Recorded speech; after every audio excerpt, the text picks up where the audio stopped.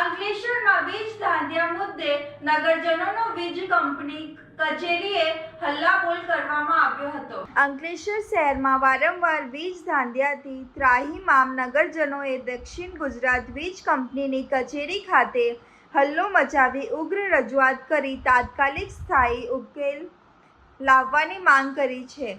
અંકલેશ્વર શહેરમાં આવેલ જોશિયા ફળિયા, પારેખ ફળિયા, દરુ ફળિયા તેમજ ચૌટા બજાર સહિતના વિસ્તારોમાં છેલ્લા 2 દિવસથી વારંવાર વીજ પુરવઠો ખોરવાતા સ્થાનિક રહીશો ભારે પરેશાનીનો સામનો કરી રહ્યા છે।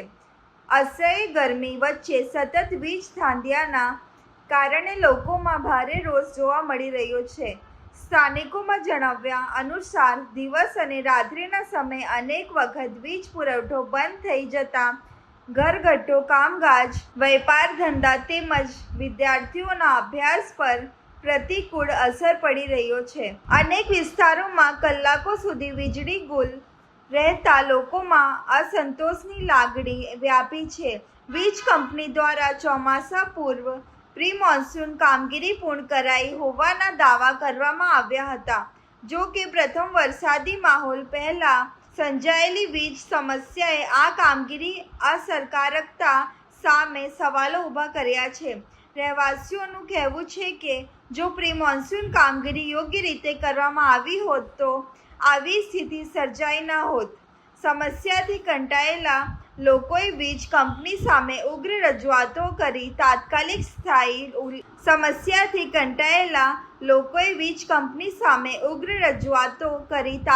સ્થાયી ઉકેલ લાવવાની માંગ કરી છે।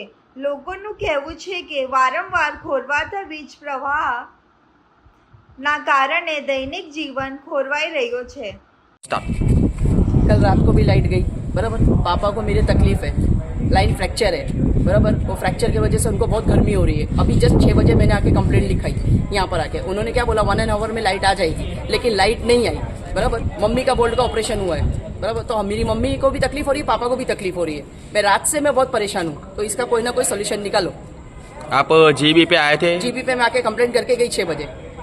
सर को आके मैंने बोल के गई, सर ने बोला कि ठीक है 1 घंटे में लाइट आ जाएगी। अभी 9 बजने को आ रहा है, लाइट का कोई ठिकाना नहीं है, बराबर। मेरे घर में किसी को कुछ होएगा तो जवाबदारी कौन लेगा? तो प्लीज इसका कोई ना कोई रास्ता निकालो और लाइट लाओ। અંકલેશ્વરમાં જીબીમાં હવે ચૌટા બજારમાં ગઈકાલ રાતથી લાઇટ નથી। પ્રી મોન્સૂનનું કામગીરી પતી ગઈ છે। હવે જ્યારે અમારા ત્યાં લાઇટ આવે બી છે તો ફાસ્ટ થઈ જાય છે, ધીમી થઈ જાય છે, અને મારા ઘરનું ફ્રીજ પણ ઉડી ગયું છે। હવે એની જવાબદારી કોણ લેશે? અને બિલ નથી ભરતા તો તૈયારીમાં આવીને લાઇટ કાપવા માટે આવે છે, અને અહીંયા આપણે કોઈ જવાબદારી લેવા માટે તૈયાર નથી। એમના કામગીરી કરવાવાળાને કોઈ ફોન નહીં ઉઠાવતા ઉપરના અધિકારીઓ। હવે મારા ઘરને જે નુકસાન થયું છે એની જવાબદારી કોણ લેશે? જીબીવાળા પૈસા ભરશે, અને એમના ત્યાં કર્મચારી 3 જ છે કામ કરવા માટે આખા જીબીમાં। આખો દિવસમાં 3 જ કર્મચારી કામ કરે છે। પ્રી મોન્સૂનના નામ પર આ લોકોએ જે કામ ચાલુ કરેલું હતું, પ્રી મોન્સૂન તો હજુ કાલે વરસાદ પડ્યો, પહેલો વરસાદ, એમાં આટલી બધી તકલીફ આવી। એના થોડા દિવસ પહેલાં બી જ્યારે એ લોકો કામ કરતા હતા કે ભાઈ પ્રી મોન્સૂનની કામગીરી ચાલે છે, 1 કલાક લાઇટ આવે ને 4 કલાક લાઇટ નહીં આવે। અત્યારે બી કાલ રાતની લાઇટની પ્રોબ્લેમ છે, લોકોના ઇન્વેટર બંધ થઈ ગયા, લોકોના ઘરમાં અમુક લોકોનું ઓપરેશનવાળા છે, કોઈનું હાર્ટના પેશન્ટ છે, એ લોકોને વધારે તકલીફ છે। હવે અત્યારે અમે જીબી પર આવ્યા, લોકોને એ લોકોનો પહેલો તો એ લોકોનો કસ્ટમર કેરનો નંબર લાગતો નથી। અત્યારે એમના એક કર્મચારી અંદર બેઠેલા છે, તે એવું કહે છે કે અમારી પાસે માણસ નથી।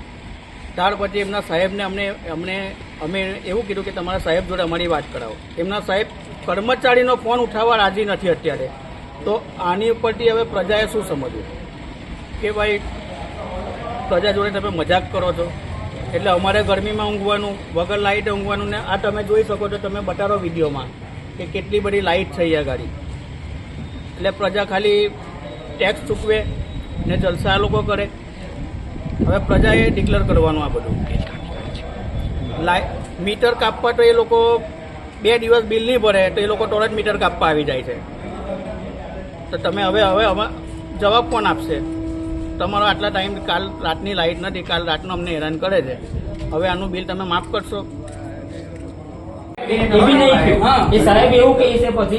સાહેબ પ્રી મોન્સૂનની કામગીરી લેખે આપને શું કામ કર્યું? સોરી, પ્રી મોન્સૂનની કામગીરી લેખે આપને શું કામ કર્યું?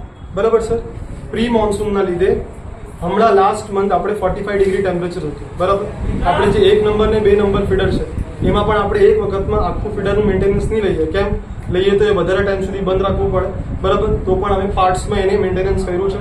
હવે અમારું પ્લાનિંગ એ છે કે વરસાદ ચાલુ થાય એ પહેલા જ એટલે ફર્સ્ટ વીકમાં અમારું પ્લાનિંગ છે સ્ટીલ, બરાબર. કેમ કે કાલે જે હતું એ ખાલી આગાહી ટાઈપ હતું, બરાબર. સ્ટીલ અમે આ વીકમાં મેઇન અમે રીઝન કેમ નહીં લેતા કે 45 ડિગ્રી ટેમ્પરેચર્સમાં કોઈ સ્કૂલનો સ્ટુડન્ટ હોય એ હવે સ્કૂલ્સ પણ સ્ટાર્ટ થવાનો ડિલે કરવાના છે. રીઝન મારે એ જ છે કે અમે એ વીકમાં જે પાર્ટ્સમાં છે, ધારો કે જો બે જ ફીડર છે, 1 નંબર ને 2 નંબર એટલે કેવું આપણે આ GHB ને હાસોડ રોડ એ જ 2 ફીડરમાં વધારે ફોલ્ટ આવે છે.